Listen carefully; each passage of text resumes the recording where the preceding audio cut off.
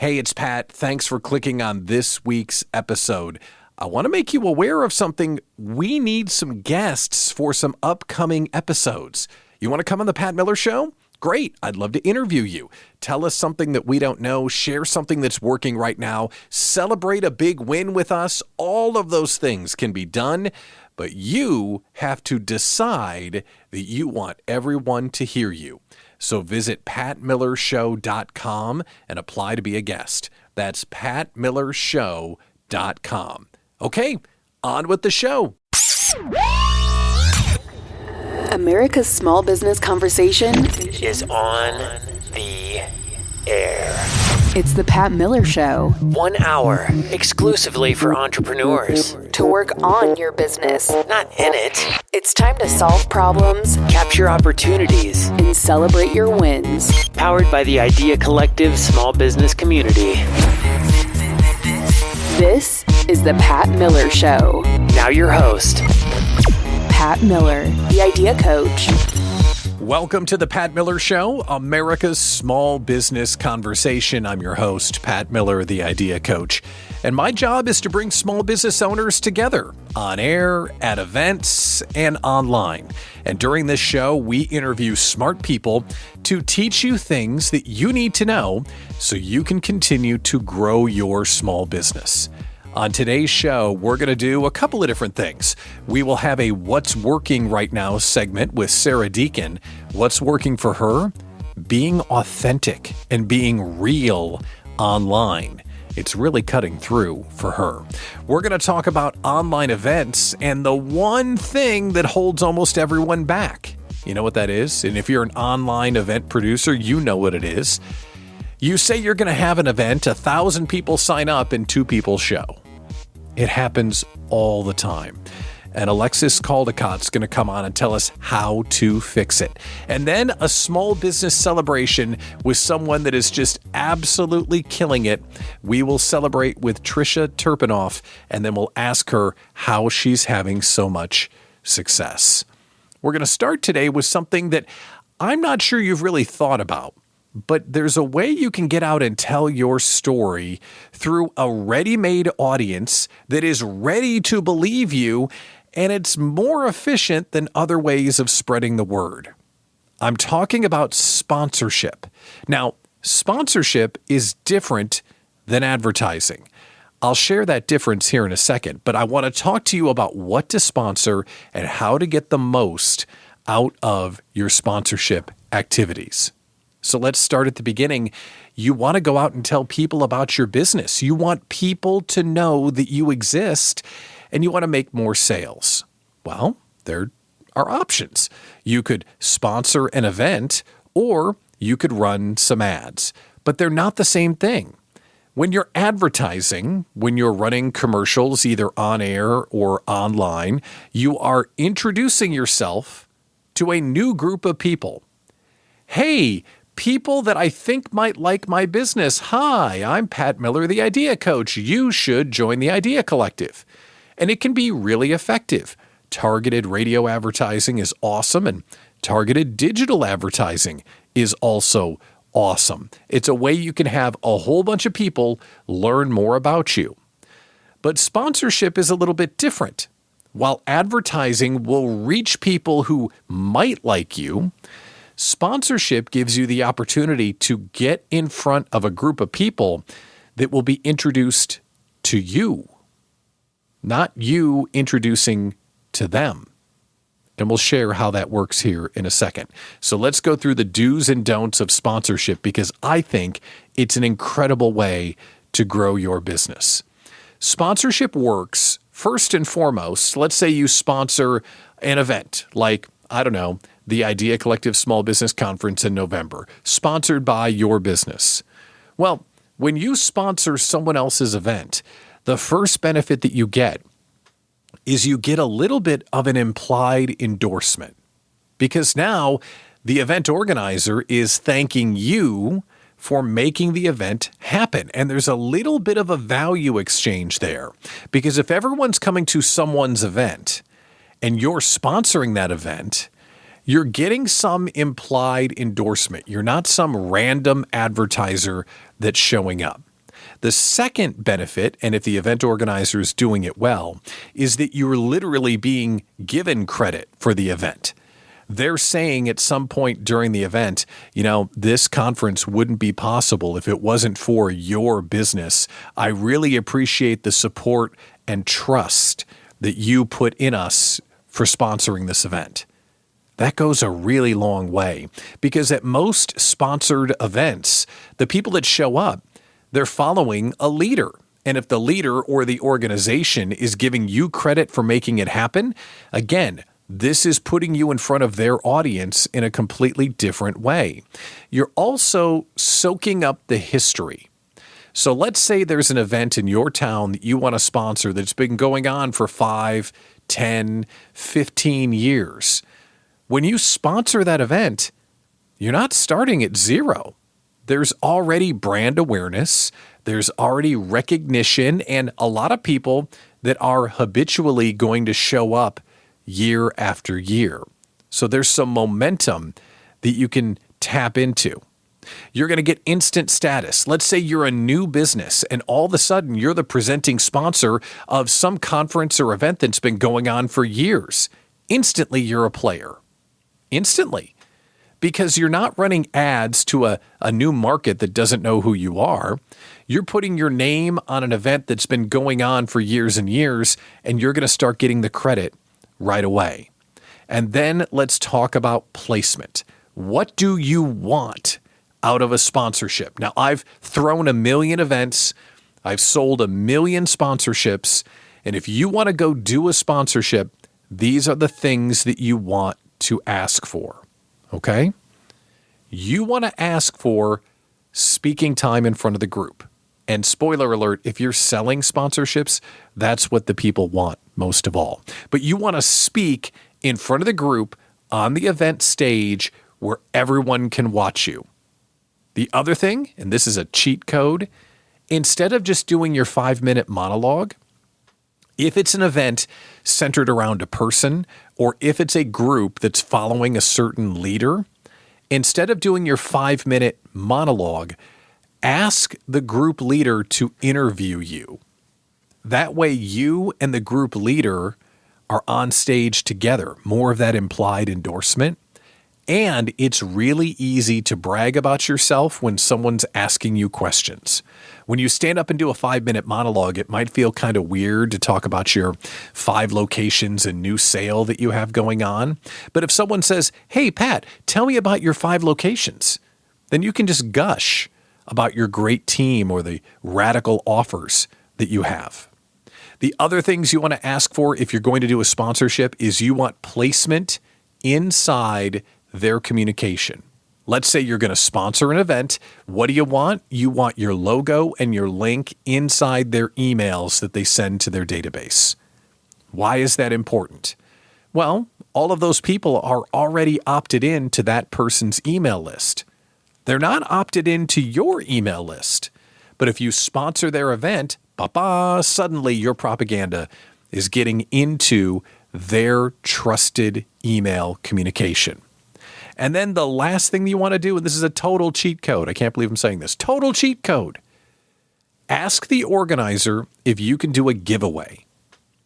Giveaways work. Why do they work? Well, they get you attention, 1, but 2, you get that delicious data from everyone that participates. So get a prize that matters, a $1,000 value, a $1,500 value, and put it out there and say, who wants to win the prize? To enter, they have to give you their email address and their phone number and their business information, and you can start building your email list that way and generate some leads. Giveaways are amazing, and event organizers love giveaways because they enhance the attendee experience. One last thing I want to mention before we wrap up this topic. Here are 3 things that are over and dated that you really don't need in a sponsorship package. If you're buying a sponsorship, nobody cares about the logos in the back of the marathon t-shirt. It doesn't do anything for you. Maybe some top of mind awareness. Expo tables are tough. I'm not a big fan, but they can be done well, but be careful if you're looking for an expo table. And then tchotchkes like in the welcome bag, again, they're nice, but they're not really going to move the sales needle. When it comes to spending money to introduce yourself to new people for your business, you want to make sure that you make it count. And not a lot of people really consider sponsorships as an opportunity, but I love them because if you do it right, you can make a big impact in front of a trusted audience and really move the needle. So it's another thing to consider as you try to grow your business. Smart people standing by to teach you stuff on today's show. We're going to talk about the one thing that's really tough for online event managers. You have an online event, a terrific RSVP list, and then no one shows on the day of the event. Alexis Caldicott is going to help us fix that problem. And next, we're going to talk with Sarah Deacon. What's working right now for her? Being authentic in her social media. We'll talk to her next on The Pat Miller Show. America's small business conversation continues next On The Pat Miller Show. Developing your business is a journey, so make sure and bring along a trusted sidekick. As your business grows, Sidekick Accounting will be there. Sidekick Accounting's core services help take the confusion out of bookkeeping, tax preparation, and tax planning. Who's going to keep track of all those pesky receipts and invoices? Well, Sidekick Accounting has things covered as you grow your version of business success. So whether your small business is a side hustle or a conduit to freedom and owning your own business in time, get in touch with a trusted sidekick, Sidekick Accounting. There are expert advisors waiting to hear from you now. Feel free to call or send a text message to 414-310-7689. That's 414-310-7689. You can find them on LinkedIn, Facebook, and Instagram, or visit sidekick-accounting.com. Remember, developing your business is a journey, so bring along a trusted sidekick. now. America's small business conversation continues On The Pat Miller Show. Welcome back to the Pat Miller Show, America's small business conversation. And we're always looking for ways for you to grow the business. And this next strategy in our What's Working Right Now segment seems really simple, but when you listen to what they have to say, it's pretty profound. Let's welcome to the show Sarah Deacon, the adulting coach, and we want to hear what's working right now. Sarah, welcome to the Pat Miller Show. How are you today? I'm doing great, Pat. Thank you for having me. I'm glad you're here. Now, before we hear what's working right now, the adulting coach. What's the adulting coach? Tell me about that. Yeah, so I am the adulting coach. I help people with adulting. And what that means is that I get to help teens and young adults figure out for themselves who they want to be when they grow up. So they can have the courage to suck at something new, confidently decide how they want to live their own lives, and adult successfully. That's really cool and super needed. Okay, so what's working right now? Tell us something good. What's working right now is fun. Fun is working. Fun? Just yes. Fun is working to grow the Yes. business? What do you mean? What I mean is I have really embraced my silly side and my silliness. I'm working with a coach, and as I'm creating content and doing the businessy things that I have to do to grow my business, I'm really bringing it around to my personality and my willingness to have fun and play and explore and do things a little bit differently. So when I bring the fun, the example I have is one of my lead magnets is called Adulting Bingo. And I created the Adulting Bingo card for an event. I was at a career fair at a high school. And I thought, well, we need to gamify this because they don't want to hear just another business person talk about business. Because there were plenty of those there. Yeah. And they were having their fun in their way. But I brought this game and the students stopped by the booth and they were checking off all the boxes and most of them got about halfway, which was telling me that the items, some of the things I put on there was I didn't hit the snooze button when I woke up. I cooked something from scratch. I did the dishes. So those chore-like adulting things we think of, but I also added things like asked for help or gave a compliment or made someone laugh or apologized.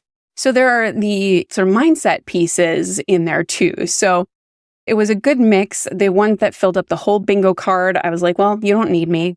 Go on and have a great adulting life. Yeah. But for the most part, people were about halfway. And as I was exploring this as a lead magnet with my coach, we were kind of talking about what was underneath some of those tasks or those things that we couldn't get to. Like, if I can't schedule my own appointment, well, what is the fear there? What's the block? Yeah. So it was actually an entry into a deeper conversation. So the adulting bingo is something that's unique for your business and it works great. But the lesson here is leaning into your personality. So how did you find the courage to not do what all the other coaches do to try and build their business, but to lean into what makes you, you, and inject fun into your go-to-market strategy? Yeah, well, it was a lot of surrounding myself with awesome people who were doing things their own way, people in the Idea Collective. And yes, shout out to the Idea Collective. But I've never really been one to color inside the lines. We'll say it that way. So I always see something and I know that there's a way to make it better, or there's a way to make it my own, or maybe I'm looking for something out in the world. I can't find it. I have to make it. So that's just kind of how I've approached life and business in general. And when my coach kind of connected the dots for me that what I have to offer is this fun way to connect in an authentic and non-threatening way. I'm not just like, I'm here to sell you coaching because you can't schedule your own appointment or go to bed before midnight. No, it's like, let's see where you're at and let's play and tell me about when you exercised on purpose, or, that's another thing on my bingo. And, it opens up conversation. My hashtag is adulting is fun. And what I've really enjoyed about wearing it everywhere, claiming it, believing it, stepping into that really powerfully and authentically is that it is that conversation starter. People want to argue with me. Oh, no, it's not. It's paying bills and getting your emissions test done and things like that. But my whole belief is that even though we have to do hard things as an adult, we don't have to do them the hard way. Yeah. We're talking with Sarah Deacon, the adulting coach, about what's working right now, and that is showing up as yourself. And for Sarah, that's by injecting some fun into the way that she goes out and tells people about her business.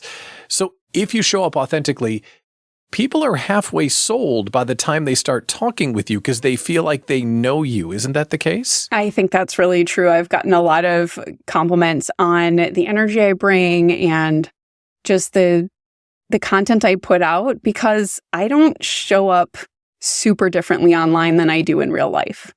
Is this something you had to try on and get used to, or is this something that felt natural and it was great from day one? No, I definitely had to get used to it because the different avenues of putting yourself out there are uncomfortable and weird, and you kind of don't know what to expect a lot of the time. Yeah. And just the whole business professional environment, I didn't really know, like, do I fit there? And what is it going to be like? What are people going to think of me? And will they want to hire me if I show up goofy, or if I laugh too loud or smile too much, or bring an adulting bingo card into a networking event that people had to pay for? Oh my gosh, So I have found that all of my assumptions, though, at least I won't say all of them, but most of my assumptions have turned out not to be true about business people. They actually really want to have fun. They want to have joy in their life. They are showing up in their passions and with purpose because they're building their dream just like I am. With the time we have left, I want you to put your coach pants on. So if someone's listening to this and they're doing marketing the same way as everybody else, and they need to lean into their story authentically and find out what makes them, and then go tell the world about it, where would we look? Would we talk with a spouse? Would we talk with another colleague, a client? Like, what would you recommend someone do if they want to follow you and be more authentic in their mission? I would recommend play. Give yourself permission to play. do things that act on like kind of the weird instinct that you would normally shut down.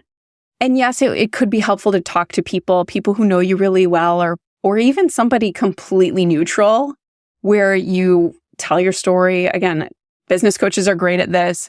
I've seen it brought out in a couple of people I've talked to just by asking questions, because they'll ask different questions depending on who you talk to. But really, what it ultimately comes down to is just giving yourself permission to play. And I think, again, with the young people I work with, a lot of them are under a lot of pressure, and they don't think that being an adult means playing or taking some of that weight off. And that is really just where we shine and where we kind of come up with something that is just that hidden brilliance. It's a great reminder of what's working right now, being yourself. And for our guest, it's being fun. Sarah Deacon, the adulting coach, thank you for coming on the Pat Miller Show and sharing today.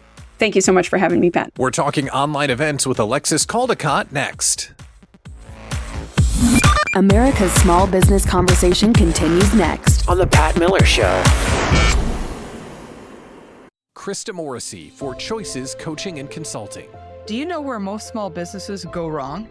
They invest in everything except their leaders. But through strong leaders comes strong business. Are you doing it wrong?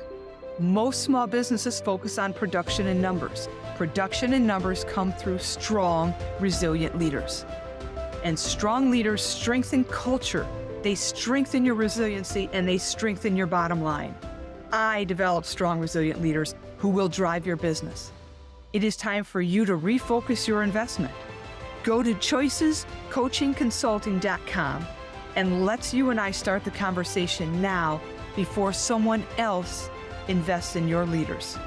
When you invest in your leaders, you invest in the bottom line of your business. Connect with Krista at choicescoachingconsulting.com. Act now. Krista at choicescoachingconsulting.com. You have a brand. Your business's brand is one of the most important things on your plate. As a business owner, you keep up with the trends. So what's hot these days? It's live events. Owning your small business combined with speaking at live events positions you as the expert in your field. That's where Bankable Events comes into play. Bankable Events is an event advisory and management firm with a primary focus on maximum conversion events. With more than 4,000 live events under their belt, they have the expertise to design face-to-face events that get your audience pumped up and generate profits. The minute you partner with Bankable Events, they'll start creating a customized strategy to take you from idea to income. Just think of the opportunities ahead for you. Call 303-550-1123 or head to bankableevents.com. Join over 1,000 other small business owners and CEOs who use Bankable Events to build community and drive revenue. That's bankableevents.com. now. America's Small Business Conversation continues on the Pat Miller Show. Welcome back to the Pat Miller Show. This is America's Small Business Conversation, and here's something great, but really frustrating, and it affects almost everyone that tries to have an online event.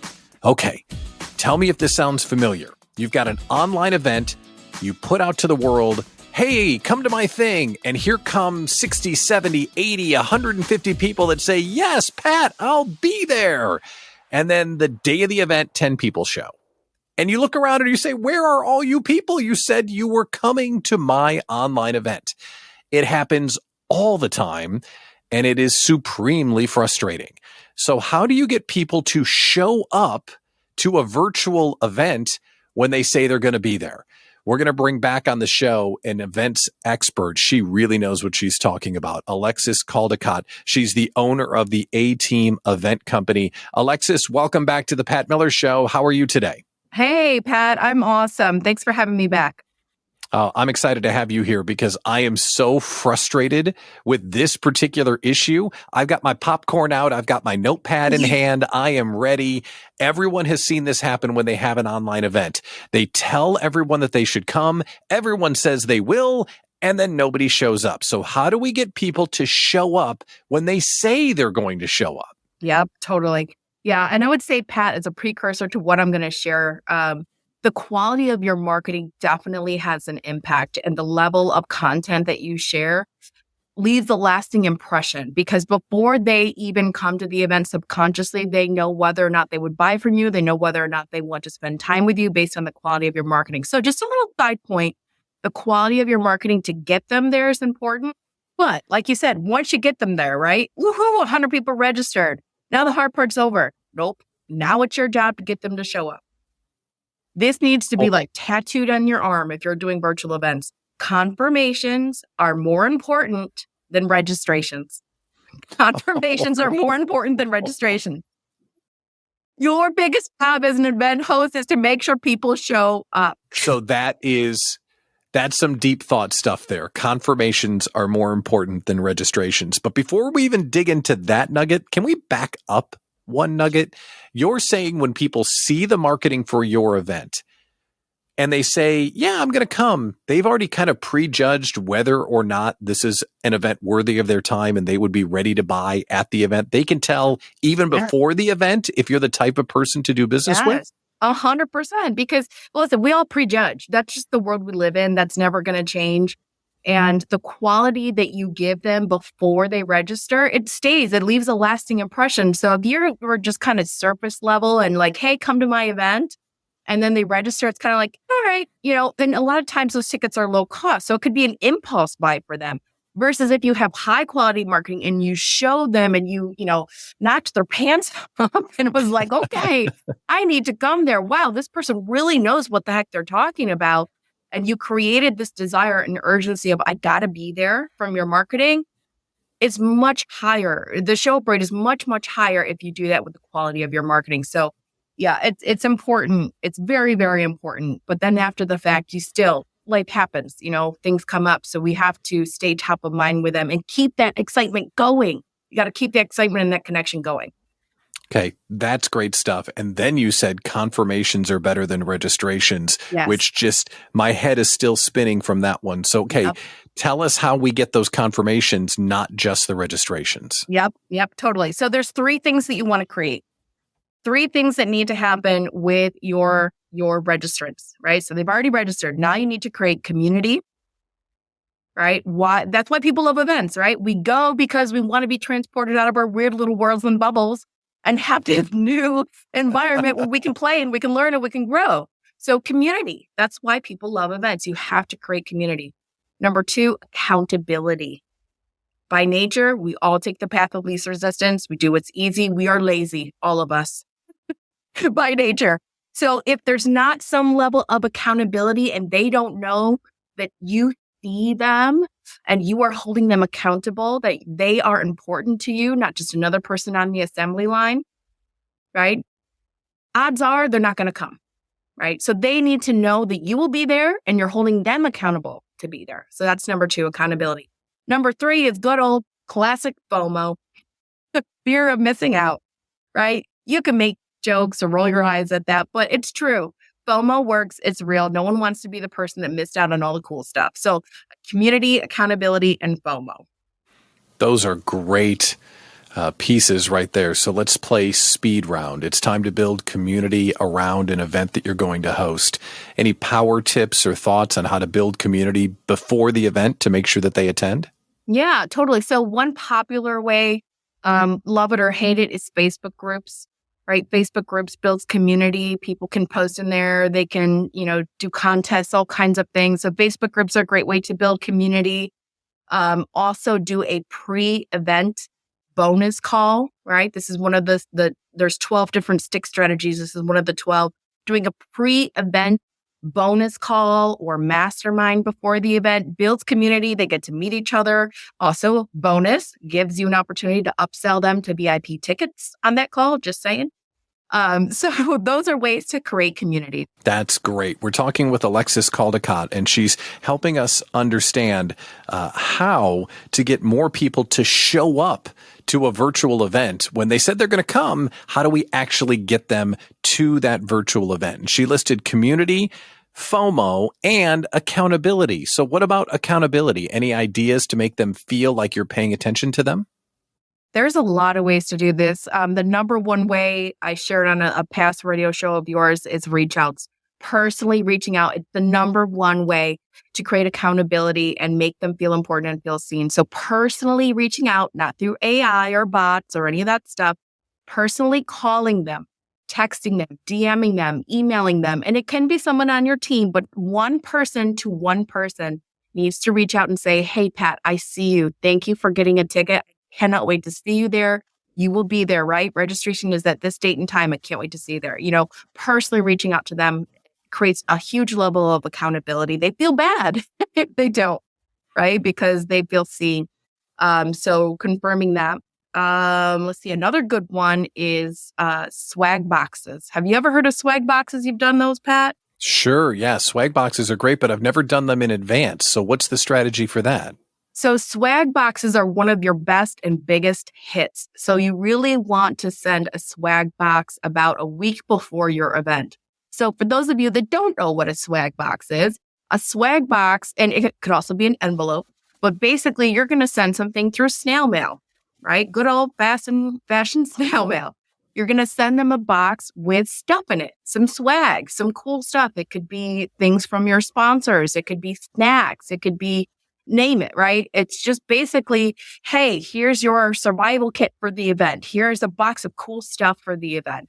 And it comes to them, it shocks them and awes them, and it triggers reciprocity. At the end of the day is really what it does. Oh my gosh, look what I just got in the mail. Pat just sent me this really cool box.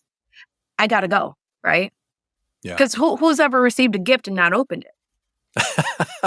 and then feel like they owed something to the person that sent it. So that would drive more butts in seats. Yes. All right. Last one is FOMO. So one thing that I think about with FOMO, people try and show off all the cool stuff they're going to do as opposed to all of the neat things for the audience. Am I on the right track with that? Yes, definitely. So some of the things I mentioned can create FOMO as well. You get to kind of double dip or triple dip in some of these, the community accountability and FOMO.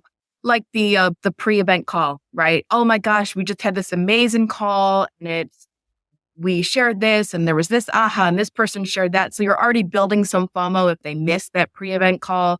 And if you're sharing that in your Facebook group, there's another way to create some FOMO. Also, bring a friend campaigns, right? If you do a bring a friend campaign, so you reach out to the people that have tickets and you say, hey, you could bring a friend with you.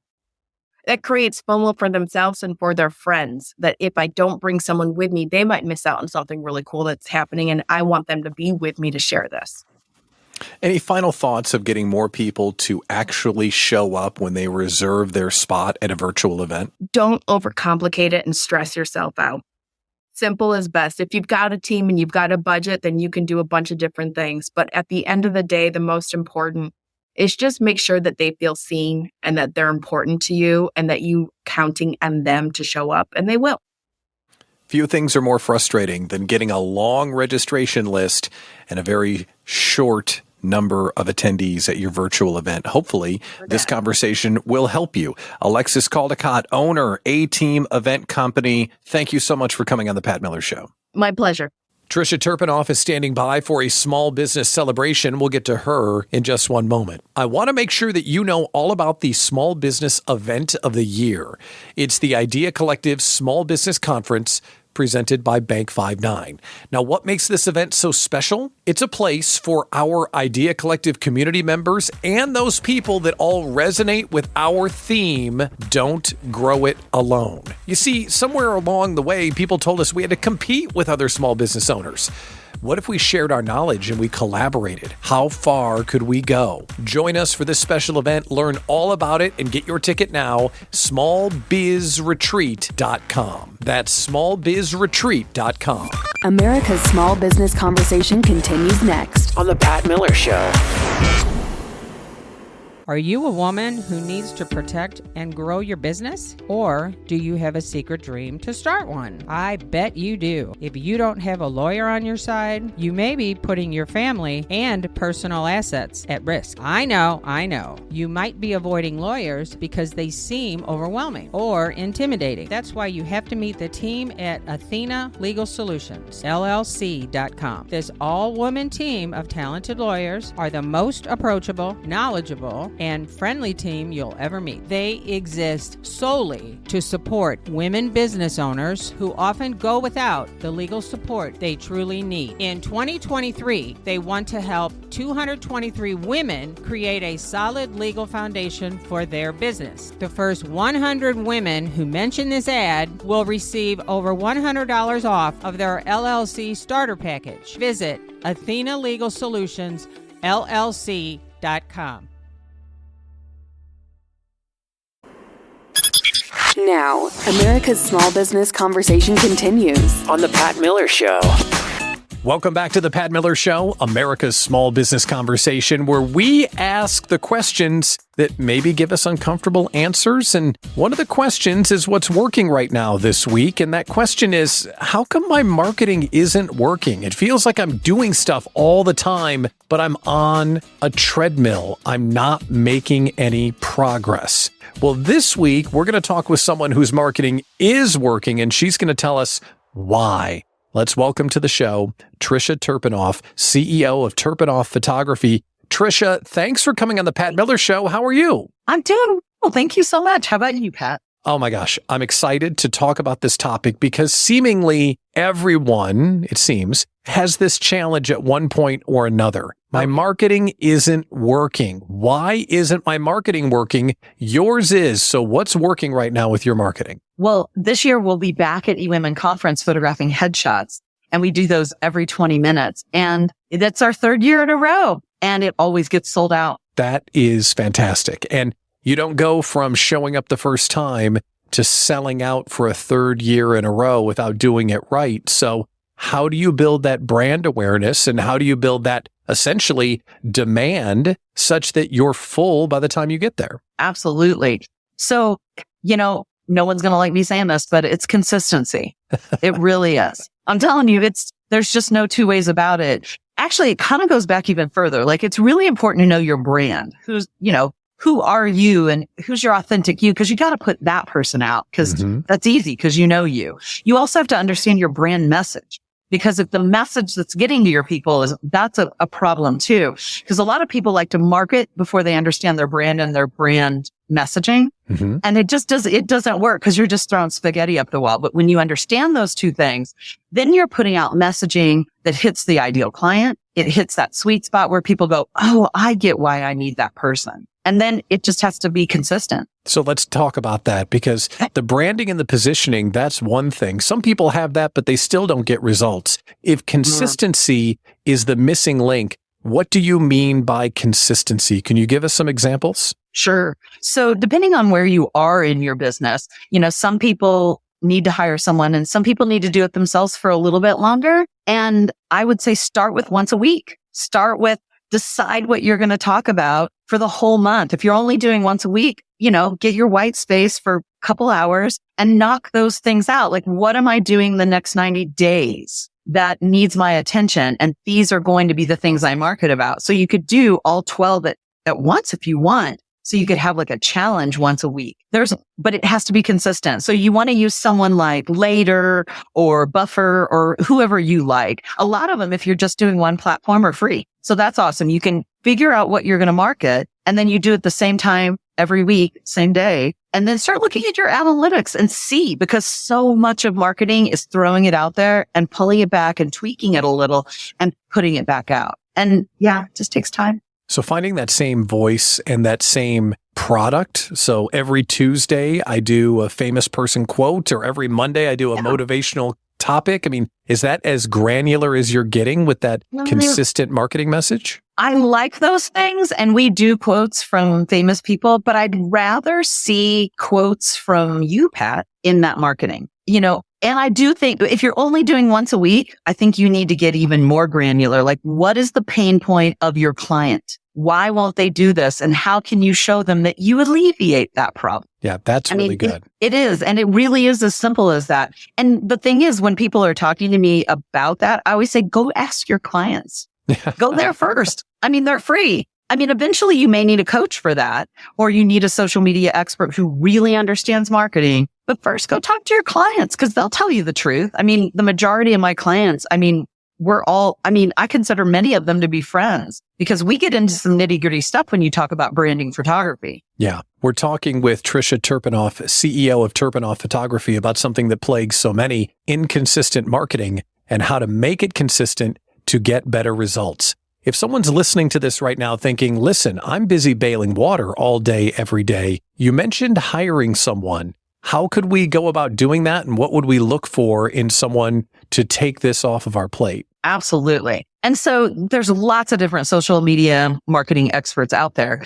And of course, I have a couple that I love. I have one that I work with that does all of my work. And then I have another one that I work with her clients. I'm the brand photographer and she's the social media expert. And so it's funny. A lot of times people are like, I can't afford to do that. But really, to be honest, you just can't afford not to. Even if, simply hire a college student. Just make sure they're a college student who's detailed. Seriously, all of us had to start somewhere. I had the most amazing high school student for 5 years. She was a high school student, then she turned into a college student, then she got a job, and then about a year later, she left. But she was incredible because I trained her, and then I also paid her to do research when I wanted to research a topic. But let me say this, that's someone that you want maybe for like 1 or 2 posts a week. You need someone who understands strategy. Strategy is huge when it comes to marketing. And if you're not doing it, then like we've said, you throw spaghetti on the wall.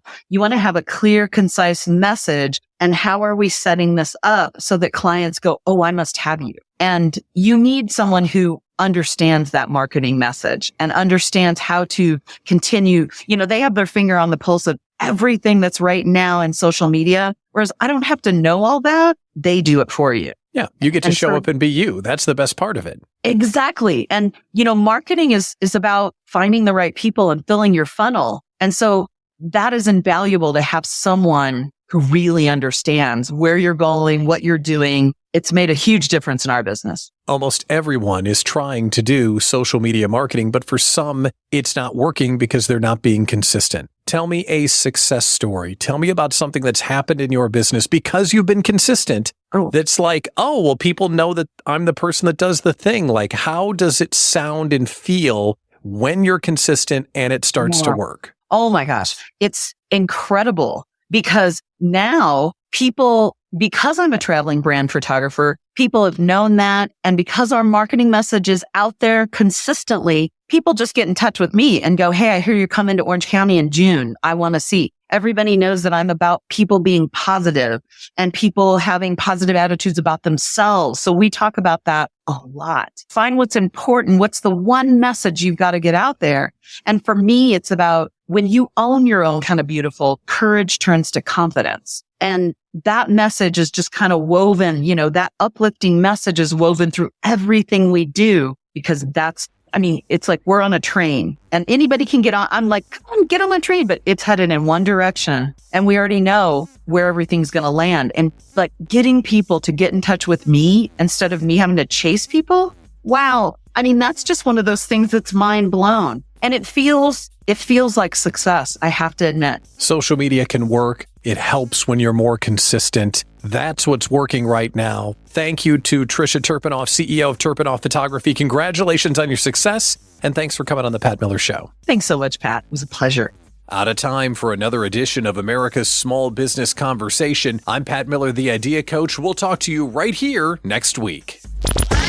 Thanks for listening to The Pat Miller Show. See patmillershow.com for more information on today's guests, events, and the Idea Collective small business community. A worldwide group working together to fight fear, inexperience, and isolation for small business owners everywhere. Join us next week for The Pat Miller Show. And remember, get clear, work hard, and never quit.